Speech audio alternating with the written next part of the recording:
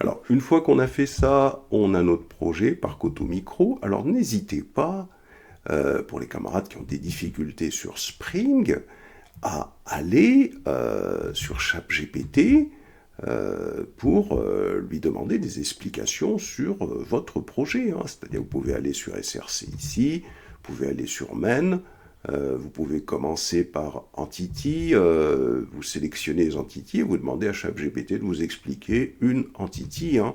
Vous n'avez pas besoin d'attendre un formateur pour vous expliquer cela. Et puis je vous ai fait un cours hein, sur la façon de créer un microservice. Donc ça, c'est l'application que vous développez en classe.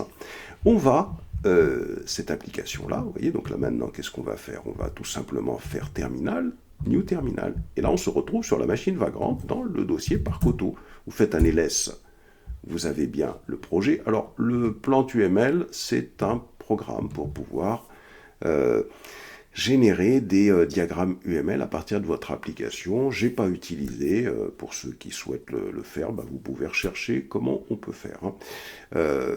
Donc à la rigueur, vous pouvez le supprimer hein, si vous souhaitez, vous faites comme ça, et vous pouvez le supprimer le projet si vous dérange.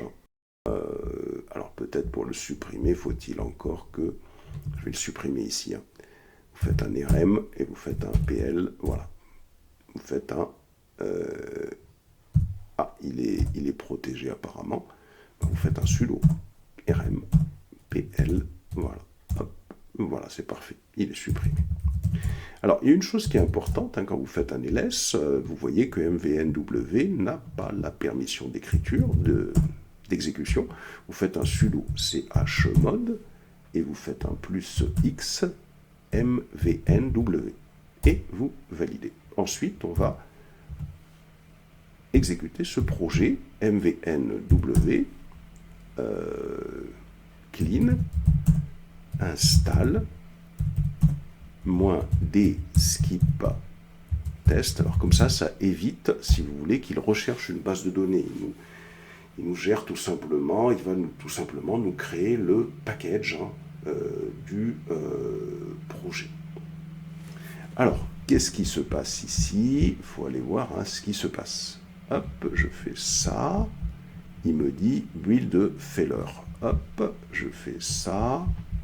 Et bien évidemment, bah, il faut remonter hein, pour voir pourquoi il y a un problème. Hop, je descends. Il me dit build failure.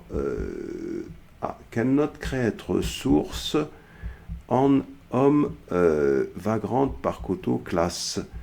Alors, est-ce que, vous voyez, quand vous avez ce message-là, peut-être qu'on a un problème de protection. Alors, qu'est-ce qu'on va faire? On va faire un clear. Et là, vous faites un cd ...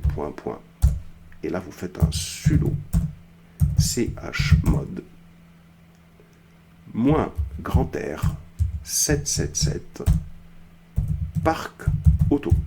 C'est-à-dire qu'on va donner toutes les autorisations possibles sur parc auto. D'accord? Et on va, le fermer ce terminal pour voir si tout ça, ça tient bien la route. Hein. Donc ici, je ferme ce truc-là et je recommence. Je vais faire terminal, new terminal. Et on va recommencer le point / mvnw clean install -d skip test. Comme ça, on valide. Alors bien sûr, le chmod plus x, on l'avait fait tout à l'heure, hein, c'est pour ça qu'on ne le refait pas. Et on va voir si c'était lié à un problème de permission et d'autorisation. C'est parfait. Il ne reste plus qu'à exécuter le projet. Java-jar target /par, hop, et j'envoie. On attend un petit peu que ça s'exécute, et là, bien sûr, il va sûrement avoir un problème. Pourquoi? Parce qu'il n'y a pas la base de données, donc il va falloir exécuter la base de données. Donc on va aller tout simplement récupérer la façon dont on avait procédé pour créer cette base de données dans la prochaine vidéo.